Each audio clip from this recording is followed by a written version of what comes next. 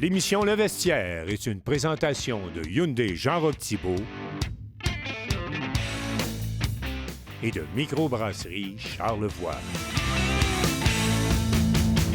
Cette semaine au Vestiaire, on a encore une grosse émission. Une belle émission. On commence avec le petit bulletin des sports de Charlevoix. Au sport local, on a la chance de recevoir Marc-Claude Laurando-Desmarais qui va nous parler d'un événement incontournable dans Charlevoix qui s'en vient, les grands rendez-vous cyclistes. Sport majeur, on reçoit le grand, l'unique Sébastien Thibault. Faut parler de hockey, évidemment, entre autres. Puis on va glisser aussi sur une petite nouveauté. Là, on va parler de nos coups de cœur sportifs des dernières semaines. Vraiment, on essaie des nouvelles choses cette semaine, c'est le fun. Exactement. Bon vestiaire à tout le monde. Bon vestiaire.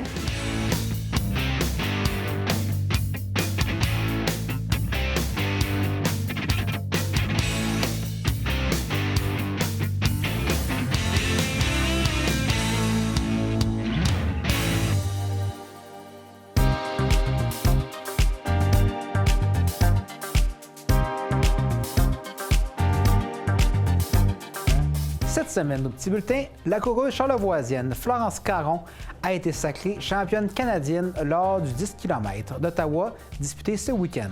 Elle a franchi la ligne avec un excellent chronomètre de 32 minutes et 44 secondes. Du côté du judo, l'athlète de Charlevoix, Juliette Pérusse, a obtenu une solide 5e position au championnat canadien qui était présenté à Calgary du 18 au 21 mai dernier. Chez les aînés, plus de 260 joueurs étaient réunis le 5 mai dernier au centre multifonctionnel de Saint-Apollinaire dans le cadre de la compétition de baseball push des Olympiades régionales. L'équipe représentant Charlevoix, soit le club d'Afadoc de Baie-Saint-Paul, y a remporté la médaille d'argent. Au soccer, l'équipe féminine U16 des As de Baie-Saint-Paul a amorcé sa saison de brillante façon le 17 mai dernier face au Phoenix des Rivières. Malgré l'absence de leur gardienne Sophia, les joueuses ont offert une excellente performance collective pour signer une victoire convaincante de 4-0. Finalement, dans la Ligue de volleyball de plage de Baie-Saint-Paul, les équipes Yuzu, Salon de Quilles, Nixtamal et Livia ont toutes remporté leur match lors de la première soirée d'activité. Félicitations à nos athlètes pour ces performances remarquables. Et si vous avez des performances sportives à nous partager, n'hésitez pas à nous écrire à l'adresse au bas de l'écran.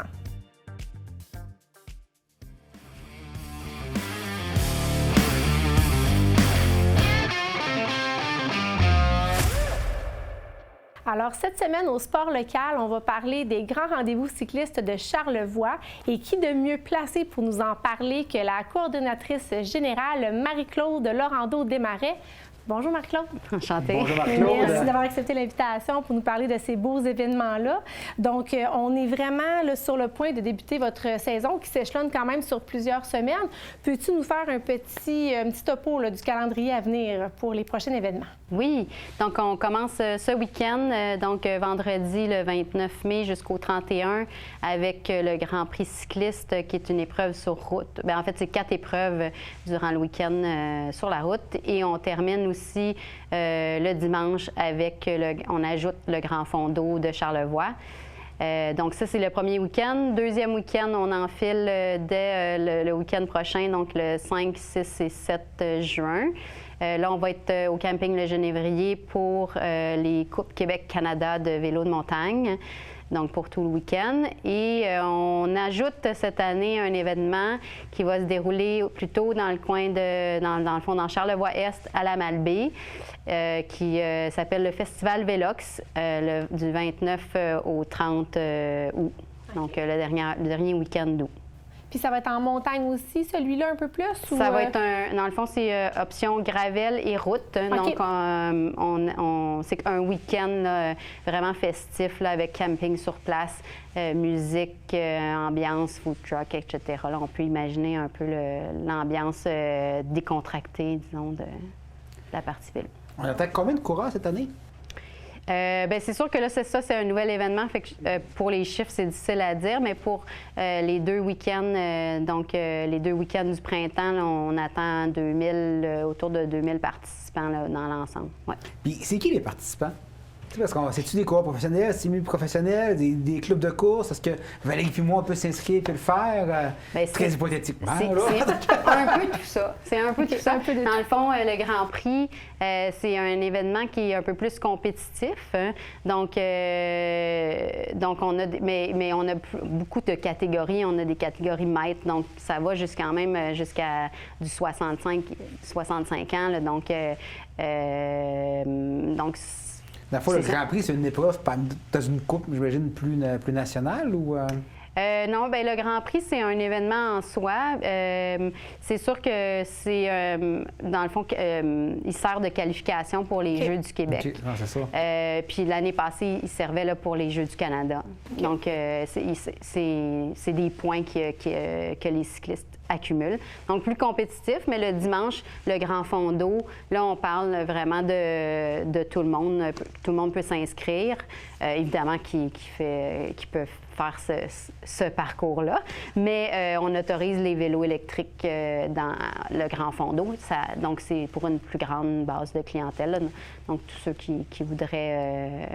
c'est plus accessible pour tout le monde, monsieur, madame, tout le monde. Est-ce que ça fait longtemps que des vélos électriques sont introduits au Grand Fond d'eau? Oui, ça fait quand même quelques années. OK, quand même. Je dirais que c'est pas vraiment pas la majorité qui viennent avec le vélo électrique, mais dans le fond, ils ont des numéros à part, là, puis ils prennent le départ eux aussi. Puis la même chose avec Vélox aussi, on autorise les vélos électriques. Là. Parce que je pense que c'est important de parler justement de la course du dimanche, parce que là, s'il y a des distances aussi, il y en a, là, c'est vraiment le tour de Charlevoix au complet avec tout son relief montagneux et tout. Là, fait que c'est pour ça que je me dis que ça peut être une belle alternative, quelqu'un qui veut justement l'essayer en vélo électrique, mais ceux qui le font à la base, le plus grand parcours, même l'autre de 50 km, c'est tout que des athlètes. Là. Je veux dire, oui, on ne pourrait pas décider demain là, de le faire, là, clairement, là, parce que c'est quand même très, très accidenté. Là. Mais c'est vraiment personnel. C'est quoi les deux distances qu'il y a? Y a-t-il plus que deux distances au Grand Fond d'eau? Au Grand Fond d'eau, il y a deux distances. Il y a un 61 km cette année, puis un 87 km. Puis pour le Grand Prix, eux, ils ont le 87, mais ils ont un 130 km, donc des plus longues distances. Là, ils font 2 fois le tour. En fait, c'est un peu ça. C'est quasiment ça. Hein? En fait, rendu aux éboulements, ils reviennent, ils refont Saint-Irénée éboulement 2 fois cette année, parce qu'on a des nouveaux parcours cette année. Ça faisait quand même 4-5 ans là, qu'on a peut-être même plus qu'on avait le même parcours. Puis là, on voulait se renouveler, plusieurs raisons, là, se renouveler, rapprocher l'arrivée là, parce que notre arrivée était sur Sainte-Croix. Là, cette année, notre arrivée va être à l'entrée du chemin Saint-Laurent. Donc, on se rapproche pour les spectateurs, pour les cyclistes aussi, pour nous. On a hâte de voir comment ça va se dérouler. Ça risque d'être vraiment spectaculaire comme arrivée parce que, dans le fond, c'est quand même un faux plat descendant, le chemin Saint-Laurent. Fait que ça risque d'être quand même quelque chose à voir. Là. Parlons un peu du nouveau festival du côté de Charlevoix-Est. Dans le fond, c'est différentes épreuves qui vont se dérouler. Comment ça fonctionne un peu? Oui. Bien, dans le fond, le samedi, les épreuves principales vont être en gravel. Hein. On va avoir 2 distances. Il va y avoir des segments chronométrés. C'est des vélos sur route ou des vélos de montagne? Gravel le samedi. Puis le dimanche, on s'enligne plutôt sur la route. Donc, on va avoir des parcours de route. Mais dans tout ça, il y a quand même des raids de gravel ou de route, dans le fond. Donc, la personne, elle peut choisir de juste apporter son vélo de route pour tout le week-end. Okay. Faire une sortie le samedi de route et faire la sortie principale le dimanche ou l'inverse, dans le fond. Puis l'idée, c'est de se rassembler au ravitaillement. Donc, tu sais, oui, il y a des segments chronométrés, mais tout le reste, on roule à son rythme, on arrête, on attend nos amis, on prend une petite bouchée, on repart. Puis là, bien, évidemment, le samedi soir, bien, on va avoir musique, de nourriture sur place, l'ambiance. Ouais, c'est ça, vraiment sous forme festival, justement, un petit peu, ça le dit aussi, là, ça s'avère vraiment quelque chose de familial puis de convivial. Puis je pense que c'est important de mentionner, c'est quand même la 28e édition cette année de tout ça. C'est une grande équipe, je suis certaine, de personnes avec toi. C'est des choses que vous travaillez à l'année. Fait que c'est pas juste l'histoire de quelques fins de semaine. C'est un travail à long terme avec une grande équipe. Je sais pas si tu veux prendre un petit peu de temps pour nous expliquer le travail travail qu'il y a derrière, mais je sais que c'est vraiment beaucoup de travail, puis pas juste pendant quelques fins de semaine. Oui, bien, on est une petite équipe, par contre. Oui. Je suis la seule employée à temps plein. Puis après, il y a du monde, plein de gens qui gravitent. Plein de bénévoles et tout plein ça, de super bénévoles que je les appelle parce qu'ils ont vraiment des tâches plus. Puis j'ai aussi des gens qui viennent pallier durant la saison haute. Là. Mais c'est sûr que Vélo Charlevoix, c'est pas seulement les événements. Là, donc, évidemment, il y a du travail en amont là, pour les événements. Je veux dire, je commence dès que les événements sont terminés, on est reparti pour la saison suivante. Mais dans le fond, dans mes chapeaux, il y a aussi bien, le club cycliste de Charlevoix, qui est un club de vélo de montagne, récréatif principalement, mais on a un volet aussi compétitif. Qui prend bien évidemment de mon temps aussi là-dedans. Moi, j'ai des gens qui m'aident avec le club. Puis on est aussi beaucoup dans le développement du cyclisme dans Charlevoix. Bien, donc, on travaille beaucoup avec les différentes instances pour le mettre en lumière. Ben oui, puis pour finir, le terrain de jeu incroyable qu'on a dans Charlevoix, je pense que ça fait la différence aussi. Puis je parlais des bénévoles, je présume que ça en prend tout plein. S'il y a des gens là, qui voient un petit peu dans la minute de l'émission, je présume qu'ils sont capables de communiquer avec vous, puis vous avez des besoins qui sont criants durant toutes ces fins de semaine-là, j'en suis convaincue. Merci d'en parler. Effectivement, on a toujours besoin des bénévoles, que ça soit quelques heures, une journée, 2 journées, peu importe. Il y a plein de tâches, puis on n'a pas besoin d'avoir des compétences en vélo, là, savoir faire 60 km, c'est pas nécessaire. Contact page Facebook, j'imagine, site web? Tous les moyens sont bons, soit par nos réseaux sociaux, sur le info@commercialvelocharlevoix.com, notre site web aussi, il y a une section. Donc, même mon numéro de téléphone, j'accepte vraiment tous les moyens.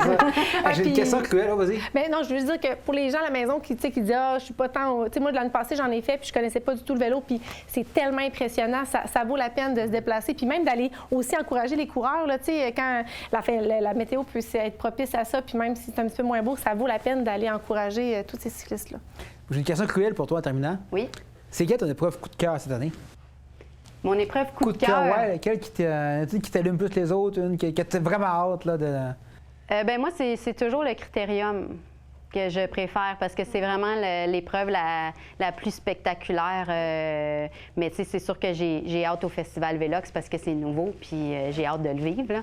Mais sinon, ça reste le critérium. Ouais. Merci beaucoup, Marc-Claude. On rappelle les informations, les dates, tout est disponible en ligne, il y a plusieurs événements. Donc, bon été cycliste.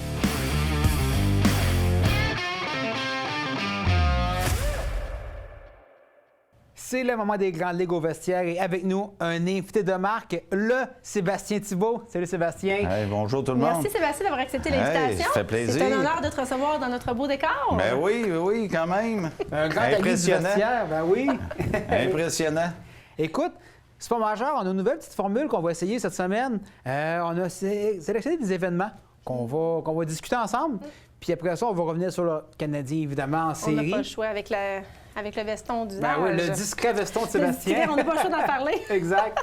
Écoute, je me lance. Vas-y. Moi, comme événement, j'ai souligné la victoire des Saguenay-Chicoutimi qui ont remporté le trophée Gilles Courteau. Écoute, une équipe qui est construite, tellement bien construite, qui est très complète. Repêchage 2022. Yannick Jean avait volé la vedette, il a fait un digne. Vous avez vu le film de Draft Day, là, de Draft? Là? Ça ressemblait à ça. Il a fait beaucoup d'échanges. Il s'était conçu pour 2021. Il y a eu la pandémie. Donc, ils ont dû recommencer un nouveau cycle. Pendant à peine 3 ans, ils ont construit une équipe vraiment. Là, vous savez, je suis un fan des Saguenay-Chicoutimi, donc très fier de mon équipe. Et on a peuplé le Saguenay, donc... Mais voilà, c'est nos cousins. c'est nos la cousins. gauche. Go Sags, go! Go, Sags. Mais juste une petite parenthèse pour la suite là, avec les Saguenayens. Le premier match a été joué là, pour les finales de la Coupe. Là. Oui, contre Montréal. Oui, contre Montréal. Puis c'est quand même plus physique de l'autre côté. Oui. Ça brasse. La Ligue. Ils ont affronté les favoris. Là, hier, ils ont joué contre... On enregistre lundi. Oui. Ils ont joué contre l'équipe haute. Donc, ils l'ont remporté. Donc, c'est 1-1. Oui. Donc, c'est un tournoi à la ronde. Fait que tout peut arriver. C'est vraiment... Oui, mais moi, c'est ce qui m'a frappé. C'était la robustesse des autres équipes. J'ai l'impression qu'ils se sont adaptés là, au fur et à mesure de la game, mais c'était très physique et robuste. Oui, effectivement. Bien, c'est digne de la WHL.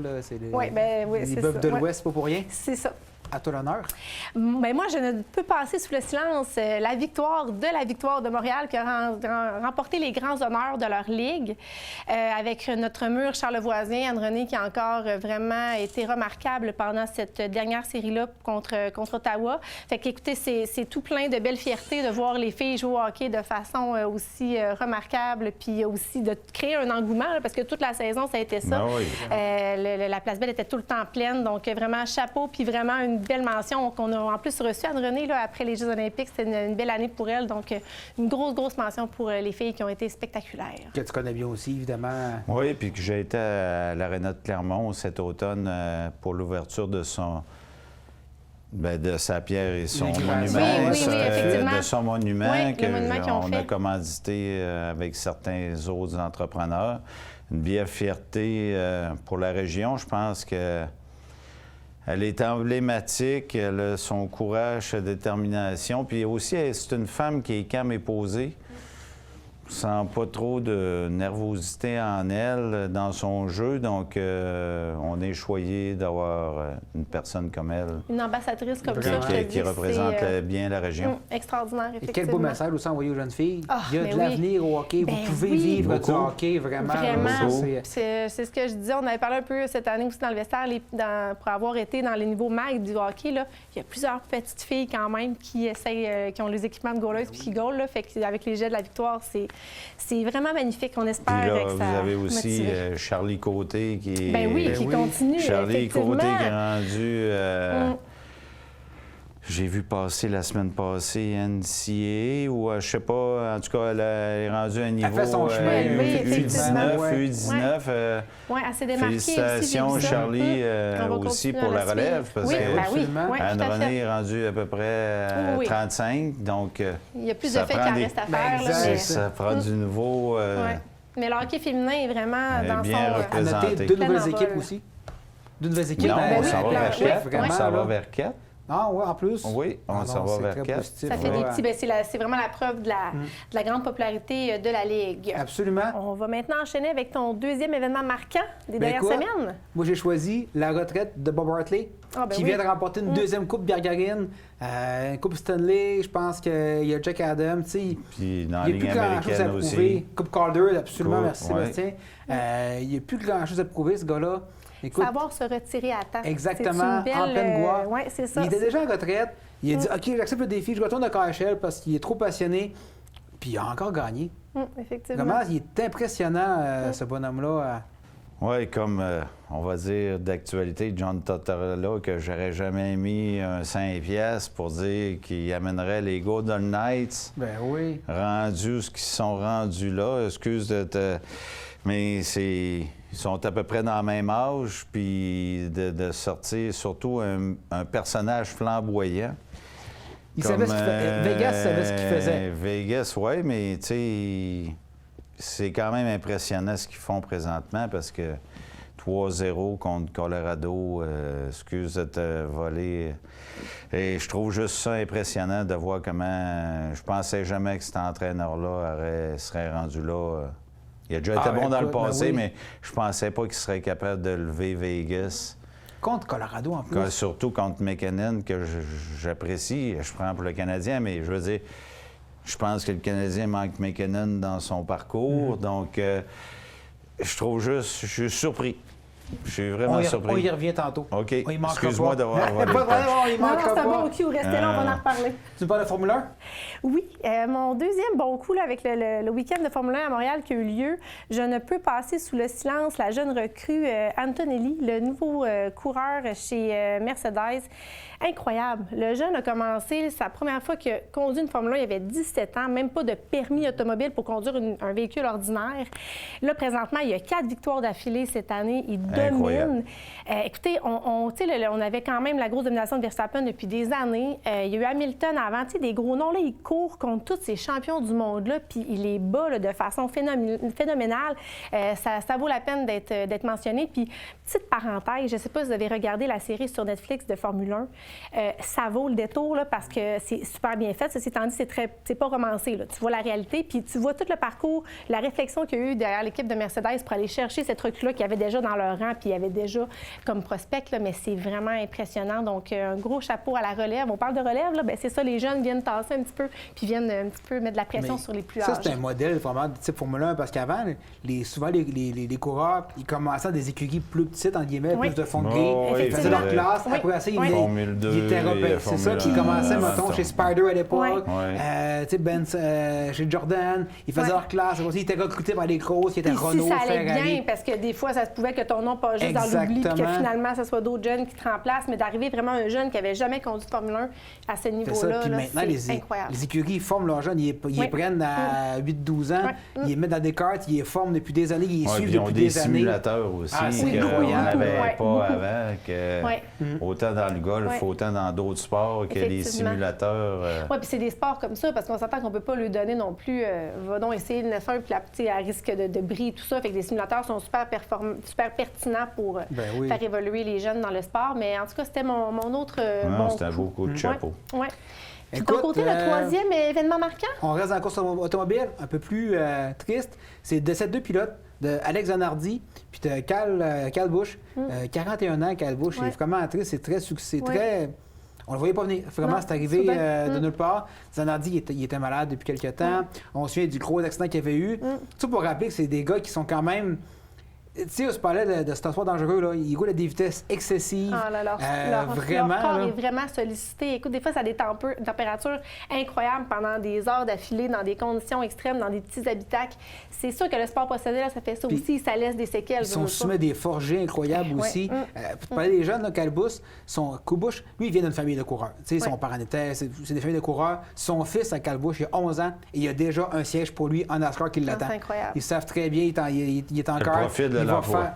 ben écoute, c'est ça. La génétique, mettons. C'est de père en fils, eux autres, là, vraiment. Donc, c'est triste de juste souligner le décès de ces deux grands pilotes automobiles. Écoutez, effectivement, ça vaut la peine de le mentionner. Sébastien a glissé un petit peu mot tantôt. Parle-nous de toi, ton dernier événement aussi. L'événement, on parlait des bons coups, là, c'est peut-être une tristesse parce que justement, là, on sait qu'on est dans le cours des séries, dépendamment quand vous regardez l'émission, mais hier, il y a eu malheureusement la 3e défaite de l'Avalanche contre Vegas. Puis en plus, la blessure de Makar, on sait que là, il est revenu au jeu, mais il fonctionne un peu à moitié. Puis c'est le meilleur défenseur qu'il y a dans la Ligue. Fait que c'est une grosse perte. Puis là, on a McKinnon qui, on ne sait pas trop ce qui s'est passé dans le dernier match, qui est peut-être aussi un petit peu sur le carreau. Fait que ça risque de faire mal. Moi, c'est mon équipe chouchou à la maison. Moi, j'ai un petit gars qui est vendu à l'Avalanche depuis déjà plusieurs années, pas juste cette année. Là. Fait qu'on avait beaucoup d'espoir. Fait que ça m'attriste. Mais tu sais, c'est ça les séries. Hein? C'est une fin d'année. Il y a des choses comme ça qui arrivent. Puis j'écoutais ce matin une statistique depuis 2013 que c'est pas arrivé que l'équipe numéro 1 de la Ligue a gagné la Coupe Stanley. Il y a comme une espèce de karma, fait que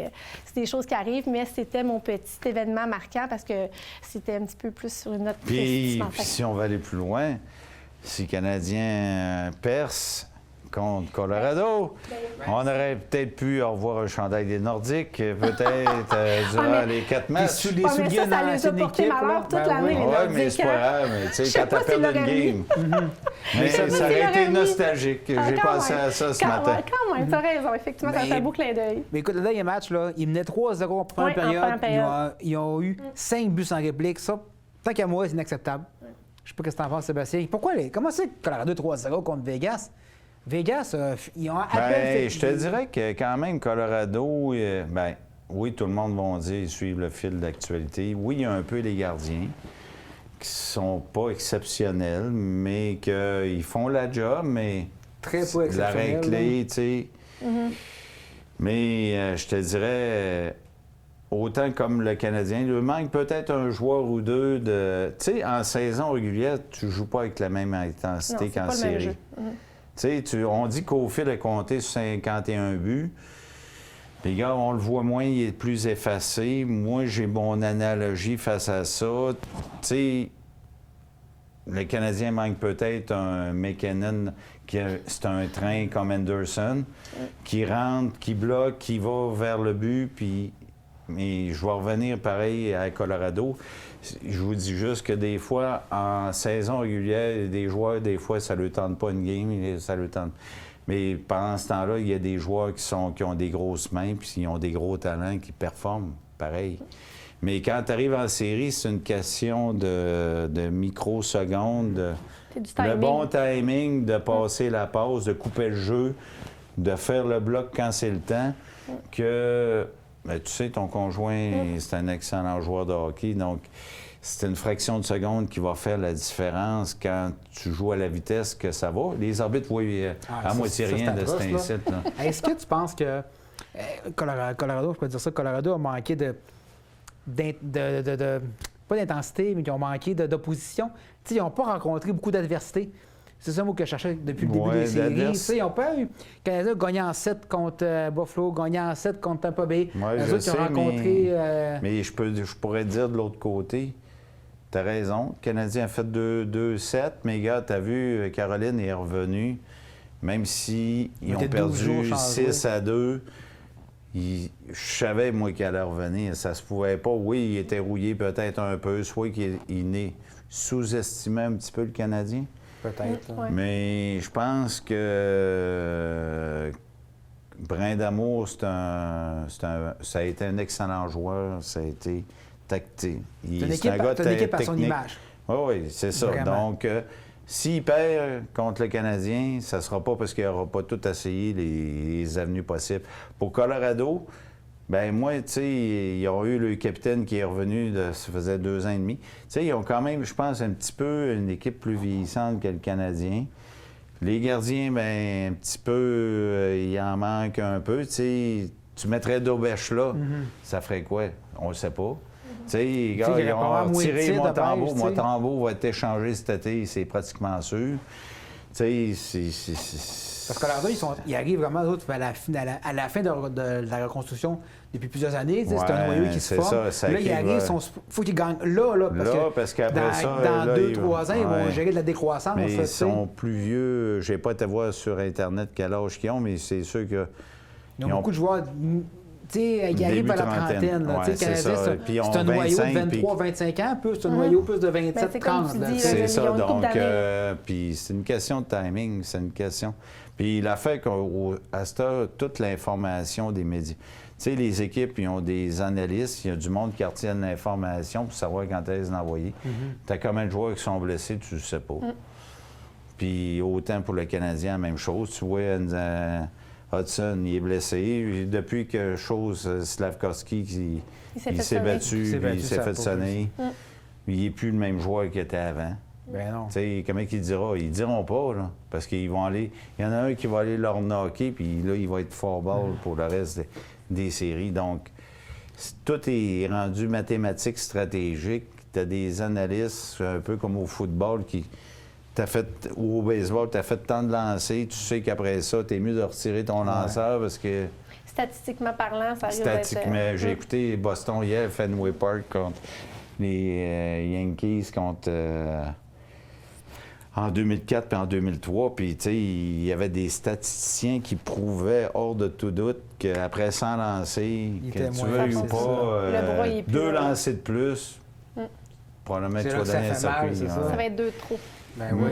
C'est ce qu'il y a de danger. Pardon? L'entraîneur de Colorado aussi se font sortir, mettons, contre Je Vegas. ne penserais pas. Moi, je pense qu'un beau... Tu sais, tu peux pas changer des entraîneurs aux 2-3 ans. Tu sais, les joueurs viennent. Je pense que c'est mieux de recalibrer c'est qui les forces de ton équipe. Puis c'est quoi que ça te prend. Tu sais, comme le Canadien, il manque encore 1 ou 2 joueurs. Tu sais, tu peux pas garder Strobel puis Jack High. Ça en prend un des deux. Moi, je garderais Jack High pour moi. Tout le monde l'aime, d'un. Plus physique un petit peu. Oui, Strobel est peut-être moins en saison régulière, il fit, mais les deux ne peuvent pas jouer ensemble. Il peut vraiment pas. Il manque un bon défenseur à défense. Puis quand tu as la ligne à Caulfield, moi, je trouve le problème qu'ils ont, c'est que c'est Slavkovski qui rentre la rondelle. Quand tu rentres la rondelle, bien, il n'y a personne devant le but, donc il faut qu'il redonne.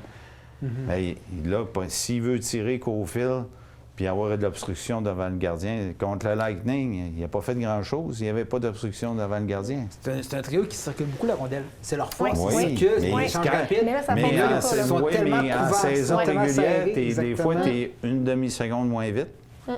Ben, ton one-timer, tu as le temps de le monter puis tu as le temps de tirer au but. Mais là, c'est dixième de seconde, fraction de seconde, l'exécution du jeu. Bien, c'est d'avoir le contrôle dans la zone adverse. C'est beaucoup ça. Ils ont de la misère à se placer puis se dire vraiment, on est capable de Puis là, orchestrer, ils savent qu'il a fait 51 buts. Oui. Ils Ben, savent. il est ciblé, il est Au ciblé, début, évidemment. en milieu de saison, c'est il ça. était rendu à temps. Mais là, ils savent qu'il met 2 gars dessus ou fait le triangle vers là. Tôt, tu couvres les options de jeu. Donc, tandis qu'un Anderson qui arrive contre 2 buts par son intensité. Ce que c'est qui est le fun du Canadien présentement, je trouve juste que tous les trios ont participé. Tu as eu New York au début des 2 séries. Là, tu as Anderson qui participe. Puis Philippe Danault, qu'on disait qu'il était fini à Los Angeles, qui revient. Très bon échange, Ouais, d'ailleurs. vraiment. Tu sais, il fait des oui, belles il coûte séries, 5,5 là. millions. Mais il fait des Mais on belles sait qu'il ne séries. fera pas 3 ans encore, mais je suis sûr que le Canadien va travailler pour trouver d'autres. Il amène exactement ce Mais ce que c'est qu'il avait besoin pour cette année. Oui, C'est tout à fait. exactement. Je suis d'accord avec toi, il manque aussi un deuxième centre, à mon avis. Tu sais, Oui. vraiment un deuxième centre. Evans, très Faut bon que joueur, t'échanges. mais troisième. Kirby Dach, là, je vais te dire, je vous dis, je fais une prédiction, il faut qu'il soit échangé. Il va être blessé encore l'année prochaine. Gaulet, bon, il a évolué, mais les blessures vont. Tu sais, il y a des joueurs qui sont. C'est pas de leur faute, c'est la génétique qui est faite que tu. Ouais, mais ça les ben, rattrape. tu Il y a sais que tu as assez fait de du jeux. patinage. Tu Ah sais non, qu'il y a ça, des c'est- bonnes filles, mais il y en a d'autres qui sont plus sensibles là. Effectivement. Puis quand ça Tu sais, commence, les blessures. Puis quand c'est ça sûr, là. commence, C'est un- pendant le temps qu'ils valent quelque chose encore, t'es mieux de renouveler. Puis le club école est quand même pas mal pris. Là. Non. Tu sais, je suis d'accord avec toi. Ben, mettons, tu prends un Struble, là. Le problème, ben, mettons, contre Buffalo, là, c'est que tu avais Jack Hay qui jouait 6-7 minutes, mais ils ont joué 2 minutes. Ça surcharge beaucoup tes autres défenseurs. Et quand ils jouent 25-30 minutes, c'est là qu'ils font des erreurs. Tu sais, Matheson, quand il joue à bas de 25 minutes, il est excellent. Mais quand il dépasses 25, Ben, il sur le commence. nombre de Puis présence, c'est sûr qu'il va faire une erreur. ben, il C'est y ça a qu'il dit. tellement beaucoup la rondelle, exactement. Donc, C'est statistique, c'est comme on disait tantôt, statistiquement parlant, plus tu là longtemps, plus tu risques de faire d'erreurs, c'est sûr, tu sais. Mais, puis l'autre affaire, là, tu sais, avec, bon, là, j'ai avalé ma pilule du Colorado, que ça allait moins bien, puis que le pourcentage de chance est vraiment minime qu'il puisse se rendre en finale. sympathie pour ton garçon. Hein. Ben c'est ça, en tout cas, on va encore, on va les suivre l'année prochaine. En tout cas, on va voir, c'est pas fini, on pourrait avoir quand même des surprises. Mais mettons là, que finalement, c'est Vegas qui passe, puis que le Canadien est capable de passer au travers des Hurricanes. Je veux dire, tu sais, contre Las Vegas, ça pourrait être quand même une belle finale, peut-être.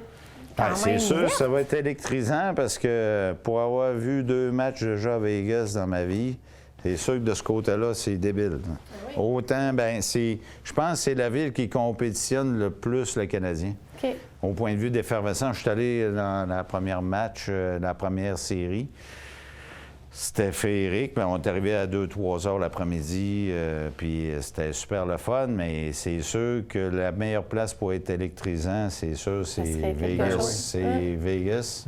Ce serait 2 shows de chaque côté. Ben oui, c'est ça serait Ah ouais. vraiment impressionnant. Puis j'ajouterais un autre élément aussi important, je crois quand même assez important. Martin Saint-Louis connaît très bien John Tortorella. Sûrement. Tu sais, il connaît, il connaît sa mentalité. Il sait Oui, que- c'est vrai. parce il qu'il connaît. il a pas dû changer tant que ça. Là, Ben depuis... non, je penserais Mais- pas. Je pense que ça peut être un avantage pour le Canadien.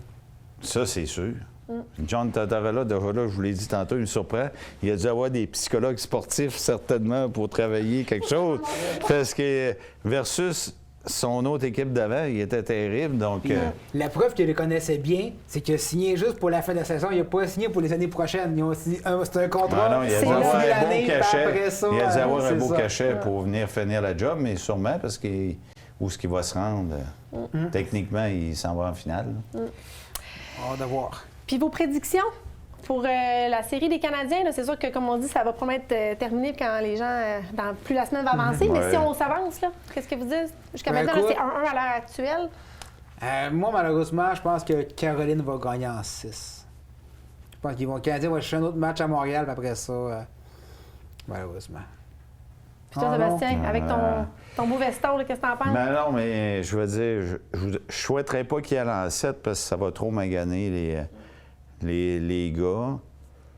Chouette, je pense que la résilience, en tout cas, moi, je constate que la résilience, pour finir deux séries complètes en 7, je pense qu'il faut avoir de la résilience, puis il faut avoir de la fierté, puis il faut avoir de l'honneur, un petit peu pour l'organisation.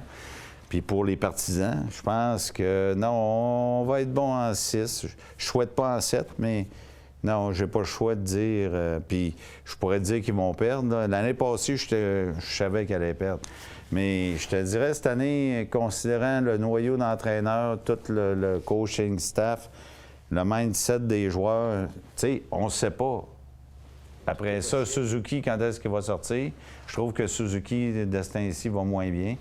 Mais tu sais, toutes les trucs ont participé à date, à part eux autres, un peu moins. Donc, Caroline en 6, Montréal en 6, toi, Valérie? Moi, je veux dire Montréal en 6, puis vous sauriez me dire, mais je pense que ça va être une question de gouleur. Moi, je pense que c'est Dobech qui va... moi, je pense que c'est ça qui va faire la différence. Anderson Vraiment. peut casser, absolument. Oui, parce que le pourcentage n'est pas très bon jusqu'à maintenant. Il faudrait juste mettre un peu plus de tir au filet. Mais on s'entend sur une chose, l'équipe a fait des bons géants cette année. Oui. C'est ce qu'on voulait voir. On voit une progression, puis je pense qu'on la voit bien. Ah oui, c'est vraiment agréable à regarder. On aime ça rendu au printemps, continuer à suivre le hockey. Hey, merci et beaucoup. le monde Oui. sont fébriles d'un Oui. CHSLD. C'est le J'ai fun, passé hein? un chandail de Guy Lafleur. Il y a un monsieur, et sa fille m'appelle, elle dit: t'arrêtes un chandail de Guy Lafleur? Mon père veut avoir ça tout le long des séries. Ah oui, je vais t'en passer un, il n'y a pas de problème. Ah non, c'est Il y a une frénésie partout, il y a du monde. J'ai été au Canadien l'autre jour avec François Bouchard de Transport François Bouchard, puis il était dans l'âge, mais il dit: je l'ai vu au garage aujourd'hui, à Isan, j'écoute le hockey à tous les fois que ça passe. Là. Tout le monde, il y a une frénésie cette année qu'il n'y avait pas depuis 10 ans, 100%. on peut dire. Ah oui, vraiment, tout le monde suit ça de façon très Religieuse. attentive. Hey, Effectivement. merci beaucoup, Valérie. Sébastien, Merci. un grand merci. C'était un plaisir de te recevoir, puis j'espère que tu vas revenir nous On voir. parlera du repêchage le prochain coup. Avec grand Parfait. plaisir. C'est l'invitation qui est lancée. Merci beaucoup. Merci Merci. beaucoup, évidemment, aux commanditaires, Sébastien. Entre Merci. autres, aux gens à la musique qui nous regardent, aux chroniqueurs, aux invités, merci d'être présents. Puis nous, on se revoit dans 2 semaines, nos prochains vestiaires.